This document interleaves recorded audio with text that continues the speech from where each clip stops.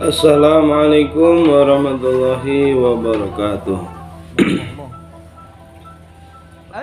Qala al-mu'allif rahimahullah nafa'ana bihi wa bi ilmihi wa fina fikum bid-darain amin ya rabbal alamin.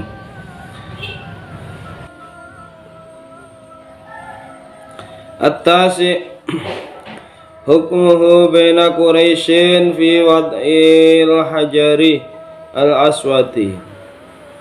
Utawi kang nomor 9 at-tasi utawi kang nomor 9 iku hukmuhu oleh ngukumi Kanjeng Rasul sallallahu alaihi wasallam baina Quraisyin ing dalam antarane wong Quraisy biwat il hajari ing dalam nyeleh watu peletakan batu al aswati kang ireng. Jadi setelah perjalanannya Rasulullah Sallallahu Alaihi Wasallam di antara oleh orang-orang Quraisy di pemuka-pemuka Quraisy ini ada kejadian yaitu pembangunan Ka'bah, jadi renovasi Ka'bah. Al-awwal fil khamisati wa thalathina min umrihi haddamat Quraisyun al-Ka'bata. Fil khamisati dalam kang 5 wa thalathina lan 30 min umrihi saking yuswane Kanjeng Rasul haddamat ngrubuhake sapa Quraisyun wong Quraisy al-Ka'bata ing Ka'bah. Wajad dadat lan nganyar-nganyari sapa wong Quraisy binaaha ing bangun Ka'bah. Jadi ketika Rasulullah sallallahu alaihi wasallam umur 35 tahun, artinya selang pernikahan dengan Sayyidah Khadijah itu umur 25, terus umur 35 10 tahun kemudian ini orang-orang Quraisy ingin merobohkan Ka'bah yang perlunya adalah merenovasi. Jadi merenovasi Ka'bah membangun Ka'bah di kalangan orang-orang Quraisy. Wa qad istarokalan teman-teman persulayaan ma'ahum wa qad istaroka lan teman-teman wis bareng-bareng naik istaroka sinten Kanjeng Rasul wa qad istaroka lan teman-teman sekuton ma'ahu ing dalam serta ma'ahum ing dalam sertane wong Quraisy sapa Rasulullah sallallahu alaihi wasallam Kanjeng Rasul sallallahu alaihi wasallam bibinaiha ing dalam bangun Ka'bah. Wa kana lan ana so sinten Kanjeng Rasul iku yahmilu gowo sapa Kanjeng Rasul al hijarata ing watu ma'asrafi Quraisyin ing dalam sertane mulya-mulyane wong Quraisy. Wa ma'ahu lan iku tetep ing dalam sertane Kanjeng Rasul ammuhu utawi pamane Kanjeng Rasul rupane Al-Abbas Abbas. Setelah pembongkaran Ka'bah dirobohkan perlu arep dipun bangun dianyar-anyari pembangunane Kanjeng Rasul ikut serta dalam pembangunan Ka'bah tersebut. Kanjeng Nabi ikut serta dalam pembangunan Ka'bah bersama orang-orang Quraisy, penggede-penggede Quraisy. Kanjeng Rasul ugi nderekaken ngangkat watu bersama penggede-penggede Quraisy yang menyertai Rasulullah di saat pembangunan adalah Abbas, pamannya beliau. yaitu Abbas.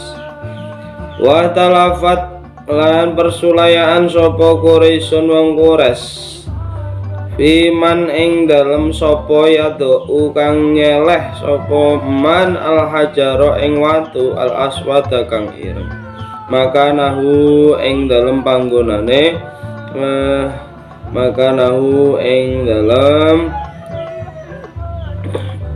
panggonane Hajar Aswad.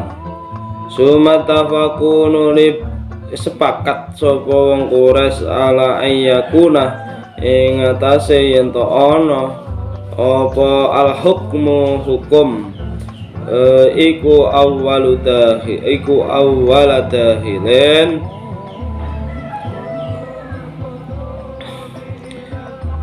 kawitane wong kang mlebu minal masjidi saking masjid. Jadi di dalam pembangunan Ka'bah ini ada pemasangan Hajar Aswad.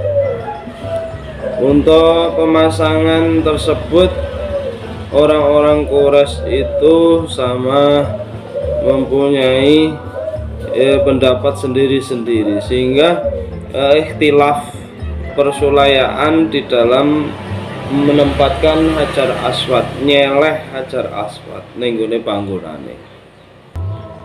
Kemudian dengan adanya persulayaan tersebut, orang-orang Quraisy mendapat kesepakatan siapa yang akan meletakkan Hajar Aswad tersebut. Kemudian dengan adanya kesepakatan siapa yang akan meletakkan Hajar Aswad, ini kesepakatannya adalah siapa yang masuk dulu di masjid di Baitullah, yaitu di Baitullah, siapa dulu yang masuk masjid ketika itu yang nantinya akan meletakkan Hajar Aswad. Bakana mangko ana sapa Kanjeng Rasul iku awal dakhilin. Bakana mangko ana iku awal dakhilin kawitane wong kang mlebu sinten Rasulullah Kanjeng Rasul sallallahu alaihi wasallam. Jadi permulaane wong sing mlebu Masjidil Haram Masjidil Haram ini adalah yang meletakkan Hajar Aswad, dan ketepaan dalam hal itu yang masuk pertama kali di masjid adalah Rasulullah Shallallahu Alaihi Wasallam. Jadi kesepakatannya wong-wong Quraisy, sapa sing iso mlebu masjid pertama kali lah iku lah wong sing iso berhak menentukan meletakkan Hajar Aswad. Nah, bertepatan dengan itu Rasulullah Shallallahu Alaihi Wasallam masuk pertama kali di masjid tersebut, sehingga fafarihat mongko bunga sapa Quraisyun wong Quraisy bihi kelawan Kanjeng Rasul. Dengan adanya Rasulullah Shallallahu Alaihi Wasallam, orang yang pertama kali masuk masjid, orang-orang Quraisy bunga atine, seneng atine, gembira dengan adanya Rasulullah yang masuk. Wa qalu lan padha ngendikan utawa ngucap sapa Quraisy radina bil amin, radina ridho sapa kita bil amin melawan Kanjeng Rasul al-amin, yaitu orang yang bisa dipercaya. Alhamdulillah aku seneng ridho sing mlebu masjid niku Kanjeng Rasul, wong sing iso dipercaya. Qadha mangko nyelehake sinten Kanjeng Rasul al-hajara ing watu biridain ing dalam surban. Wa talabalan nupres sinten Kanjeng Rasul mingkuli raisin saking setiap-tiap pemimpin ayem sikain toh nyekel sapa kulla rais bitarfin kelawan ana pucuk minar rida isangking surban. Suma maranuli perintah sinten Kanjeng Rasul hum ing kulla rais biraf'ihi kelawan ngangkat rida kelawan ngangkat rida. Falam wasalu mangkasmansane wis tumeka sapa kulla rais bihi kelawan rida ila maudhihi wa falam wasalu mangkasmansane wis tumeka sapa kulla rais bihi kelawan hajar aswad bihi kelawan hajar aswad ila maudhihi tumeka maring panggonane hajar aswad akhoda mongko ngalap njupuk sinhu ing hajar aswad sapa sing ngalap sapa sing mundut sinten ar-rasul Kanjeng Rasul sallallahu alaihi wasallam biyadihi kelawan astane Kanjeng Rasul. Wando ala nyelehaken sinten Kanjeng Rasul ing hajar aswad biyadihi kelawan astane Kanjeng Rasul as-syarifati kang mulya. Wazala mongko nuli ilang apa al khilafu persulayaan bi hukmihi kelawan hukume Kanjeng Rasul. Wa ta'ajjabat lan gumun sapa Quraisy nang Quraisy ming kuwati fikrihi saking kuwate pemikirane Kanjeng Rasul. Jadi setelah ada persulayaan yang sengit di antara orang-orang Quraisy, ini Rasulullah Shallallahu Alaihi Wasallam di tengah-tengah orang Quraisy tersebut dalam peletakan hajar aswad ini adalah persulayaan yang sengit, sehingga beliau orang-orang Quraisy itu mempunyai kesepakatan siapa nantinya yang akan meletakkan hajar aswad, yang menghukumi peletakan hajar aswad. Jadi orang Quraisy mempunyai kesepakatan siapa yang nantinya masuk masjid pertama kali, dialah yang berhak menghukumi untuk peletakan batu hajar aswad, batu tersebut.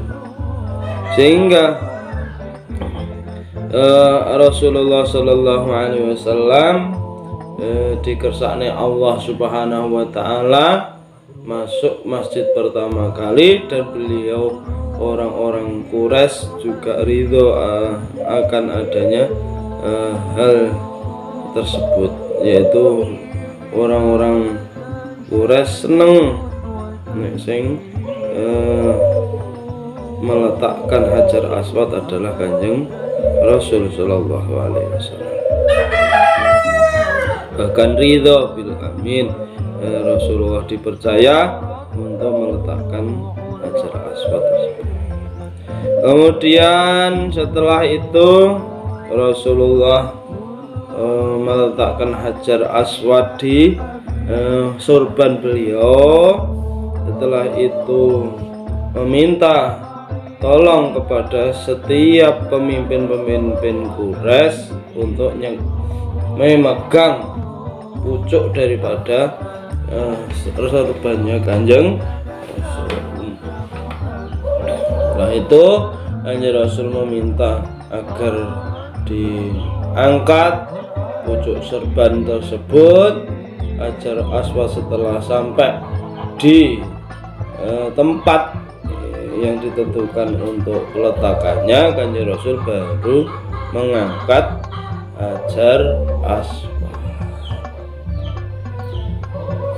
Dengan kejadian tersebut, ya, dengan kejadian tersebut orang-orang Quraisy sama heran dengan kekuatan pikirannya Rasul, pemikiran yang hebat.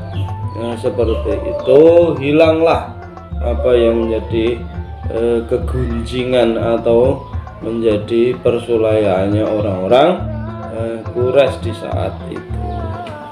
Dengan dihukumi Rasulullah Sallallahu Alaihi Wasallam itu tidak terjadi perselisihan yang sengit. Inilah Rasulullah Sallallahu Alaihi Wasallam bijaknya. Beliau cukup bijak, yaitu beliau ridaknya atau surbanya digelar, kemudian Hajar Aswad ditaruh di situ, kemudian pemimpin-pemimpin orang Quraisy suruh untuk itu memegang pucuk daripada ridak tersebut. Akhirnya terus diangkat, kemudian setelah sudah dekat dengan tempat Hajar Aswad, beliau Rasulullah memegang Hajar Aswad tersebut, kemudian diletakkan di tempatnya Hajar Aswad. Dengan adanya itu perselisihan hilang, perselisihan yang ada di kaum Quraisy hilang, dan takjub heran dengan Rasulullah, dengan pemikirannya Rasulullah yang seperti itu. Orang-orang Quraisy untuk selanjutnya nasihatnya Sallallahu Alaihi Wasallam, insyaallah diteruskan besok. Assalamualaikum warahmatullahi wabarakatuh.